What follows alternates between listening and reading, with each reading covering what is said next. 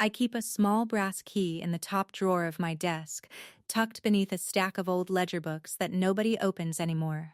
It doesn't look like much, just a standard, slightly tarnished key with a notched edge and no label.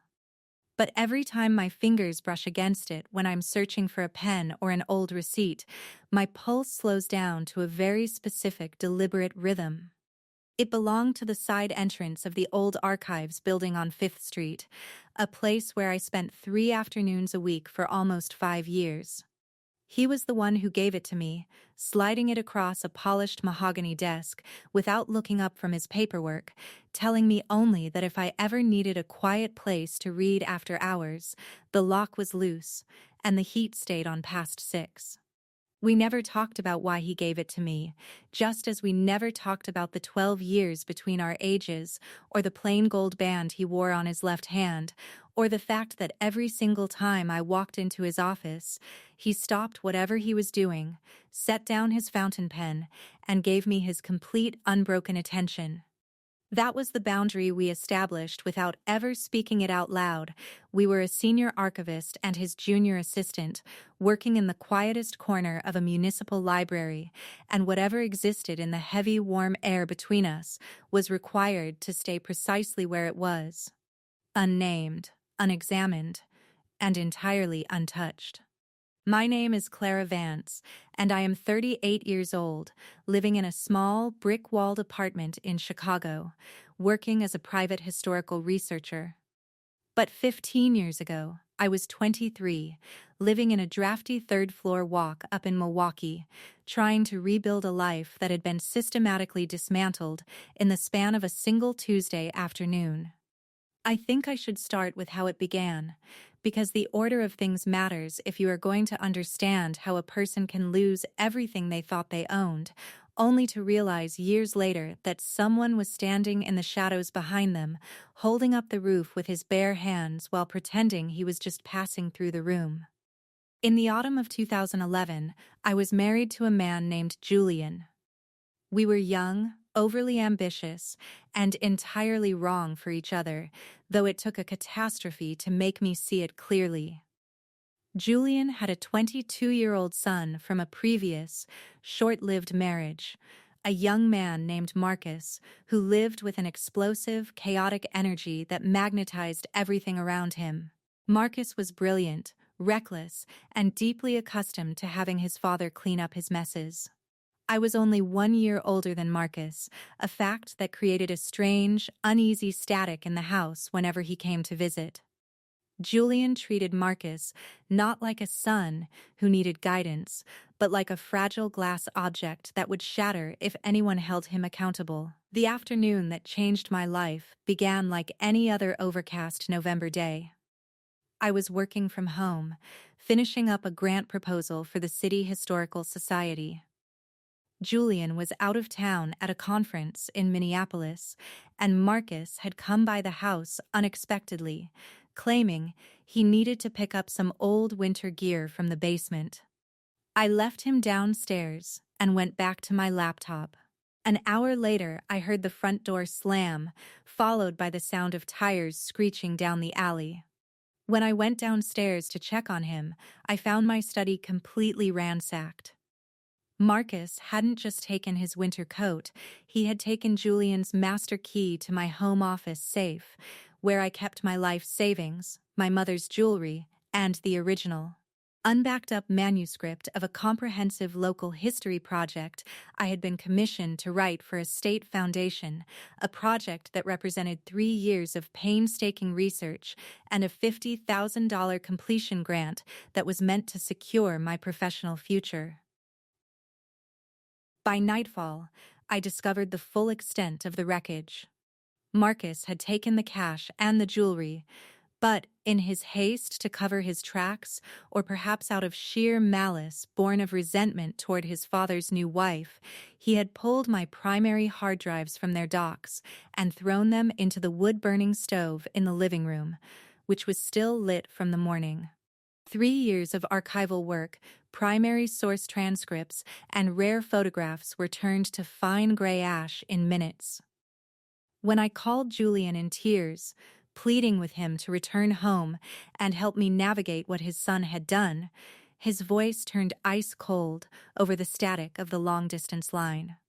He told me that Marcus was just a troubled boy, that I was exaggerating the situation, and that if I went to the police, he would testify that the money and the files were community property that Marcus had permission to handle.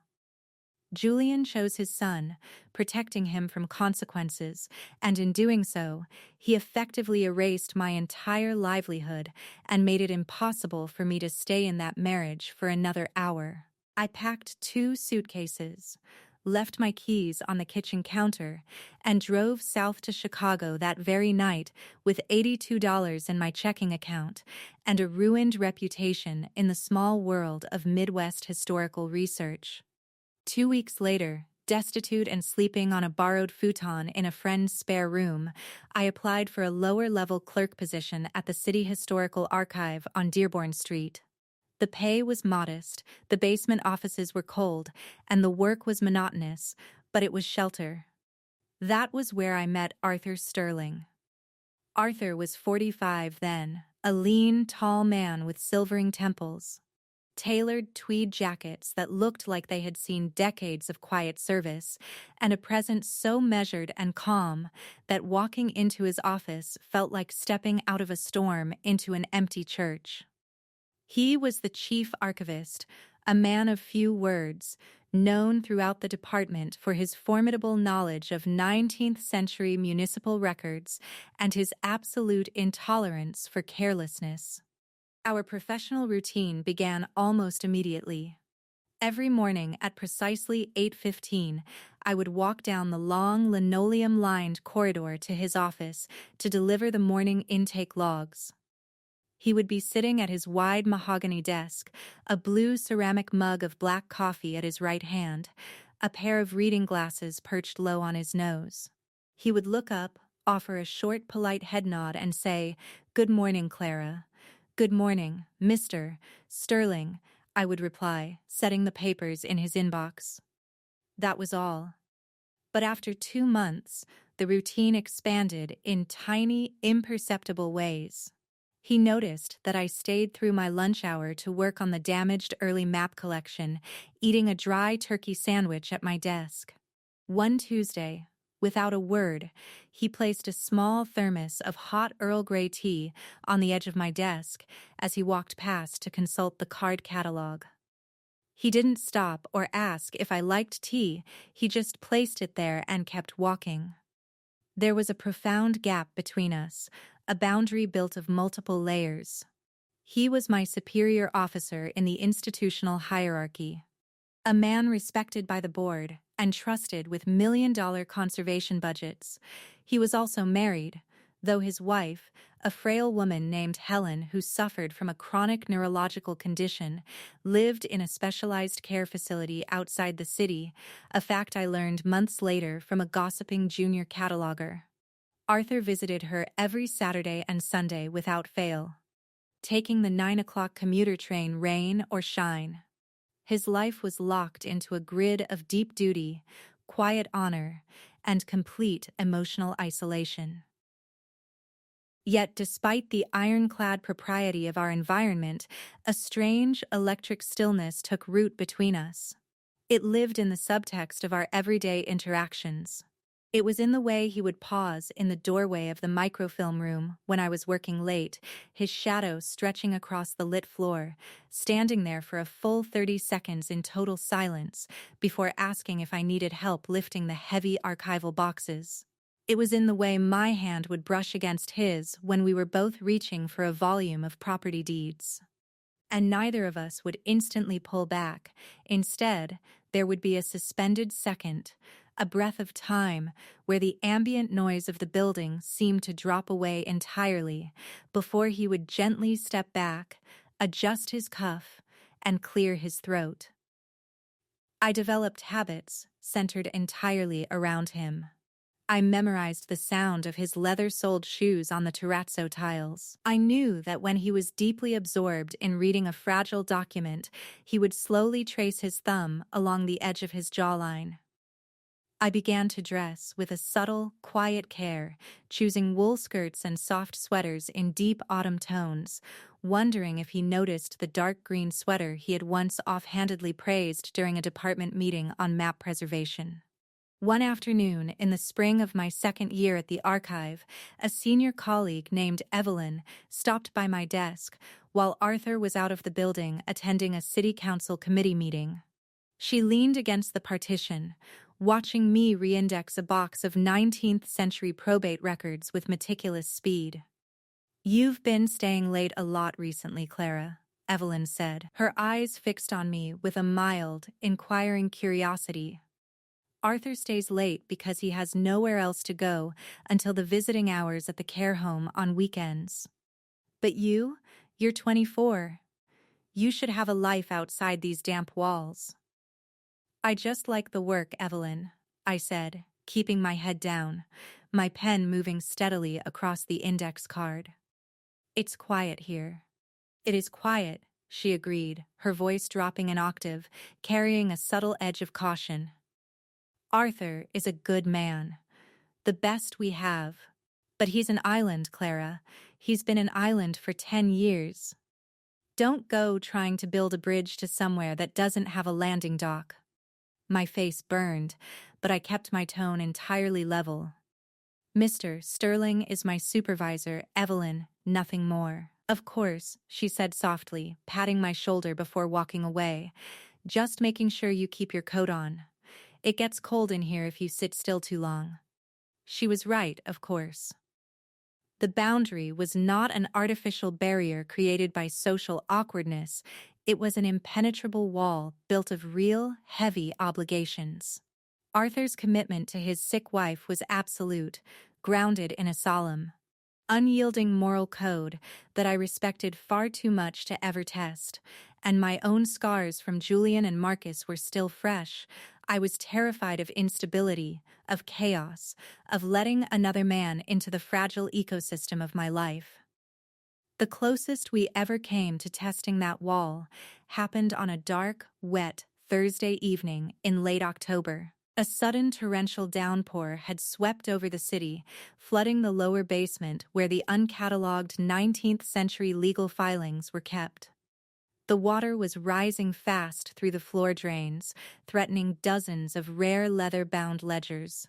Arthur and I worked side by side for 3 hours in the dim, damp basement, hoisting 40-pound boxes off the bottom shelves and carrying them up the iron spiral staircase to the dry main floor.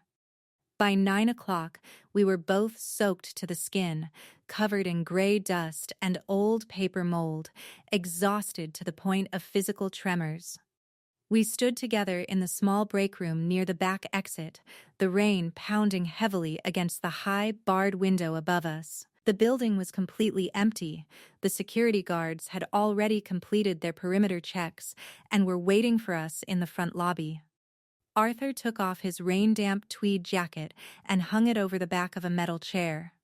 His white dress shirt was damp at the shoulders, clinging slightly to his frame. He turned to me, holding 2 paper cups of hot water with tea bags steeping inside. He handed me one, his fingers brushing against mine. I didn't take my hand away immediately. I looked up at him. For the first time in 2 years, the distance between his eyes and mine felt entirely unmanaged. He was standing less than a foot away. I could see the fine network of lines around his dark gray eyes, the slight silver stubble along his jawline, the deep, quiet tiredness that sat behind his gaze. "You worked too hard tonight, Clara," he said softly. His voice had lost its formal, crisp edge. It was lower, rougher, filled with a raw, unstudied warmth that made my chest tighten until it was hard to breathe. "So did you," I whispered. He didn't move away. He looked at my face, his eyes lingering on my mouth, then moving up to meet my gaze again. The silence between us in that small, yellow-lit room felt heavy, almost physical, like an overdrawn string on a cello that was vibrating so fast it hummed. Everything in me wanted to lean forward those final 3 inches, to rest my forehead against his shoulder, to let him hold the weight of my life for just 5 seconds. Arthur's hand came up slowly. For a brief, suspended moment, I thought he was going to touch my cheek. His knuckles lightly hovered a fraction of an inch from my skin, close enough that I could feel the radiant warmth of his hand against the cold evening air. Then, he hesitated. His eyes shifted slightly, catching the reflection of his own wedding band in the dark glass of the break room window behind me. Slowly, deliberately, his hand folded back into a fist and descended to his side. He took a small step back, creating a clear, definitive 3 feet of space between us. The moment closed like a door latching into place. "The guards will be wanting to lock the main gates," he said quietly, his voice returning to its familiar, measured register. "You should get home, Clara. Take the morning off tomorrow. You've earned it." "Thank you, Miss Sterling," I said, my voice barely audible. Good night," he said. Nothing happened. No words were confessed, no physical boundary was violated, no promises were made. We both chose the high road, preserving the integrity of his life and the safety of mine, leaving the unspoken tension to settle back into the quiet archives like dust on old paper. 2 years after that night, the shape of our world changed. The archive underwent a major state restructuring. My position was upgraded, and I was offered a senior research fellowship at a private historical foundation in downtown Chicago, a significant step up in both prestige and income. It was the kind of career advancement I had dreamed of, but it meant leaving the Dearborn Street facility and leaving Arthur's daily orbit. On my final day, Arthur presented me with a parting gift. It was not flowers or a framed picture, but a rare, beautifully preserved 1890 edition of a local historical atlas that I had once admired during my first month on the job. Inside the front cover, on the crisp flyleaf, he had written in his sharp, elegant calligraphy, "To Clara, for your careful eyes and steady hands. A.S. Thank you, Arthur," I said, using his first name for the very first time as I stood in his doorway with my coat on and my box of desk belongings in my arms. He stood up from his desk, buttoning his jacket. He didn't come around the desk to hug me or shake my hand. He just stood there, looking at me with a look of profound, quiet gravity that I couldn't fully decipher. "You have a very bright future, Clara," he said softly. "Don't ever let anyone convince you that your work isn't vital." "I won't," I said. I turned and walked down the long linoleum hallway, the sound of my heels echoing off the walls, never looking back. Over the next 8 years, my life stabilized into something peaceful and secure. I built a successful independent research firm, published 2 well-received monographs on Great Lakes maritime history, and bought my small, brick-walled apartment. I never remarried. Julian had vanished from my life entirely after our divorce was finalized, settling somewhere out west with his son, while Marcus continued his pattern of petty legal troubles and chaotic burned bridges. I rarely thought about Julian, but I thought about Arthur Sterling every time November rolled around and the air turned crisp and wet. We spoke only occasionally, a polite, professional holiday card every December, a formal note of congratulations from him when my first book was published. Our relationship remained entirely suspended in time, wrapped in the quiet dignity of what had never been said. Then, 6 months ago, I received a phone call that altered the entire narrative of my past. It was a rainy Tuesday afternoon in early April. I was sitting at my desk in my home office reviewing galley proofs when my phone rang. The caller ID showed the name of a prominent Chicago law firm, Vane and Hargrove. "Is this Clara Vance?" a polished, elderly voice asked. "Yes. Speaking," I replied. "Miss Vance, My name is Richard Hargrove. I am the senior partner here at the firm, and I was a long-time personal friend and legal counsel to the late Arthur Sterling. My heart gave a sudden, hard thud against my ribs. The late Arthur Sterling? Has Arthur? I'm very sorry to tell you that Arthur passed away 3 weeks ago, Mr. Hargrove said quietly. His wife Helen passed away last year, as you may know. Arthur had been in declining health for several months.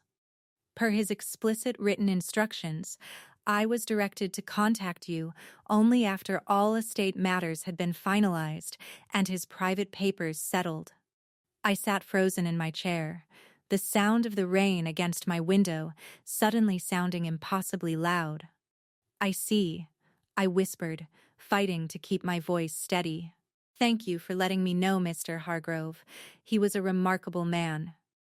He was, Hargrove agreed. And he left something specific for you in his trust. A sealed envelope and a safety deposit box key. He asked that you come to my office in person to receive them. 2 hours later, I was sitting in a leather armchair in a high-rise office overlooking Michigan Avenue. Mr. Hargrove handed me a thick manila envelope sealed with red wax, along with a small brass key labeled Box 408, First National Bank of Chicago. Before you open that, Clara, Mr. Hargrove said, leaning back in his chair and resting his hands on his desk, there is something you ought to know about Arthur, something he swore me to secrecy about for over 12 years, but which he authorized me to explain to you upon his death. I looked down at the heavy envelope in my lap, my hands trembling slightly. What is it? Do you remember November of 2011? Hargrove asked softly. The night your former husband's son took your money and destroyed your research manuscript in Milwaukee? My breathing hitched. How do you know about that? I never told anyone at the archive the details of my divorce. You didn't have to, Hargrove said, his eyes filled with a deep, compassionate calm. 3 days after you arrived in Chicago and applied for that low-level clerk job at the archive, Arthur came to this very office. He had seen your job application and your resume. He recognized your talent immediately, but he also saw that you were living in a state of absolute panic and financial ruin. Hargrove paused, taking a slow sip of water before continuing. Arthur spent $40,000 of his own personal savings, money he had set aside for his own eventual retirement, to retain a private investigation firm and a senior forensic data recovery team out of Detroit. He tracked down the remnants of the burned storage devices that Marcus had thrown into that wood stove. I stared at him, my brain struggling to process the words. What? Marcus didn't destroy everything, Clara, Hargrove explained, leaning forward.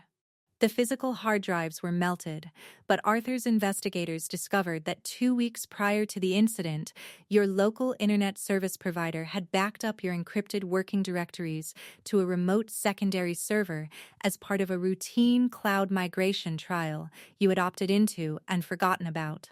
The data was intact, but it was locked in a legal dispute between the provider and your ex-husband's insurance company. Hargrove reached into his desk drawer and pulled out a blue folder, sliding it across to me. Arthur spent 6 months quietly funding a legal defense through our firm to buy out those server images, clear the copyright claims, and ensure that your 3 years of research were fully restored and legally registered in your name alone. He paid off your ex-husband's son's restitution claims anonymously so that Julian wouldn't contest the release of the files. He erased every legal obstacle standing between you and your professional identity. My tears were spilling over my cheeks now, falling onto the cold mahogany desk. He restored my manuscript? He didn't just restore it, Hargrove said gently. He had our firm anonymously submit those restored research files and primary source transcripts to the Illinois State Historical Grant Board under a private donor umbrella. That $50,000 foundation grant you received 6 months after you started working at the archive? That wasn't a random government fellowship, Clara. That was Arthur's private trust fund, funneled through a grant portal he set up specifically so you could reclaim your career without ever owing him a single word of gratitude. I sat in total silence, the weight of 12 years of hidden devotion washing over me like a cold, clear tide. Every morning at 8:15 when I delivered his intake logs, every thermos of Earl Grey tea he set on my desk, every hour he spent standing in the shadows of the basement while I cataloged old deeds, he had already saved my life. He had spent his private fortune to rebuild my broken foundation, all while standing 3 feet away from me every day, wearing his tweed jacket, keeping his hands in his pockets, and never asking for a single glance of recognition. Why didn't he tell me? I choked out, my voice breaking. Why did he keep it hidden? Mr. Hargrove gestured to the manila envelope in my lap. Read his letter, Clara. He explains it far better than I ever could. I took the envelope, walked out of the law office, and walked 4 blocks down Dearborn Street until I reached the old archives building. I sat on a stone bench in the plaza outside, under the shelter of the maple trees, while the light rain fell around me. I broke the wax seal on the envelope and pulled out 3 pages of yellowed parchment paper, written in his precise, beautiful script. Dear Clara, if you are reading this, I have finally stepped out of the room, and Richard has fulfilled his promise to me. I pray that time has brought you the peace and success you so richly deserved. I know you will ask why I chose to act in secret, and why I never allowed myself to speak the words that lived in my mind every single day you worked alongside me. The answer is simple, though it took me years of quiet reflection to understand it fully. When you arrived at my archive in the winter of 2011, you were a person who had been profoundly betrayed by men who claimed to love you. Your trust had been dismantled by selfishness, chaos, and entitlement. If I had come to you as a hero, if I had handed you your restored life with my name attached to it, I would have placed a debt of gratitude upon your shoulders that would have compromised your freedom. You would have felt bound to me by obligation, and given the difference in our ages and our circumstances, that would have been another form of captivity. I wanted you to be free, Clara. I wanted you to build your reputation knowing that every milestone you reached was earned by your own intellect and steady hands, not granted as a favor by a man who desired your heart. My duty was to my wife Helen, a vow I made in my youth and kept until her final breath. But my quiet devotion belonged to you. To speak it aloud would have ruined its purity. To touch your hand would have broken the only sacred boundary I had left to protect. In the safety deposit box, you will find the master copies of your original research logs from 2011, along with the deeds to the 5th Street Archival Annex, which I purchased before my death and left in trust for your historical foundation. It is yours now. Use it well. Do not mourn what was never said between us. What we kept silent was far more real than anything words could have contained. Yours always in quiet respect, Arthur Sterling the Firth folded the letter carefully and placed it back in my coat pocket. I looked up at the high arched windows of the archive building, where the warm yellow light was glowing against the rainy afternoon twilight. I didn't cry anymore.